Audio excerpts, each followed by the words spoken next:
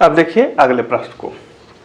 प्रश्न है कि बंबई का प्रथम राजनीतिक संस्था था या थी? बंबई का प्रथम राजनीतिक संस्था थी, मतलब बंबई में आधुनिक काल में बंबई में राजनीतिक संस्था बना, जैसे बंगाल में संस्था बना था जमींदारी एसोसिएशन, तो वैसे बंगाल में जैसे था, बंगाल में जैसे था तो वैसे महाराष्ट्र में, यानी कि बंबई में, बंबई प्रेसिडेंसी में, महाराष्ट्र को पहले बंबई प्रेसिडेंसी बोला जाता था, तो वहाँ पे कौन सी राजनीतिक संस्था प्रथम थी?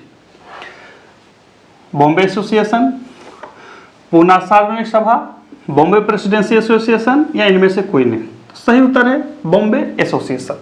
बॉम्बे एसोसिएशन जो थी बंबई का या बंबई प्रेसिडेंसी का प्रथम राजनीतिक संस्था था। भारत स्वशासन की स्थापना की थी। अब नया प्रश्न लग सकता है, इसको यदि हम उलट दें, अंग्रेजी में कर दें, तो इंडिया हाउस समझ सकते हैं। तो भारत स्वशासन की स्थापना की थी श्यामजी कृष्ण वर्मा, लाला हरदयाल, मदन लाल ढींगरा, इनमें से कोई नहीं? सही उत्तर है श्यामजी कृष्ण वर्मा। श्यामजी कृष्ण वर्मा ने ही इंडिया हाउस की स्थापना की थी। उसी का एक अन्य नाम था भारत स्वशासन, याद रखिएगा।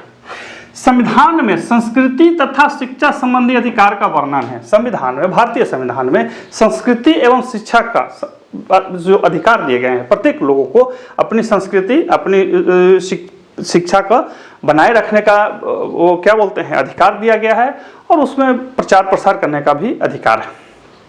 तो हालांकि प्रचार प्रसार वाला वो अलग चीज है, लेकिन यहाँ पे सिर्फ और सिर्फ संस्कृति तथा शिक्षा संबंधी अधिकार जो है वो कहाँ पे वर्णन है? 29 से 31, 29 से 30, 30 से 31 या 29 से 32?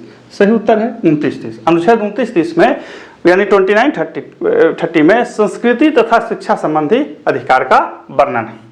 12वां प्रश्न है कि दूसरा मराठा युद्ध समाप्त हुआ था। प्रथम मराठा युद्ध समाप्त हुआ, दूसरा मराठा युद्ध जो समाप्त हुआ था किससे हुआ था? वाडनगर की संधि से, बेसिन की संधि, या भसीन की संधि, सालवाई की संधि, या इनमें से कोई नहीं? सही उत्तर है बेसिन की संधि।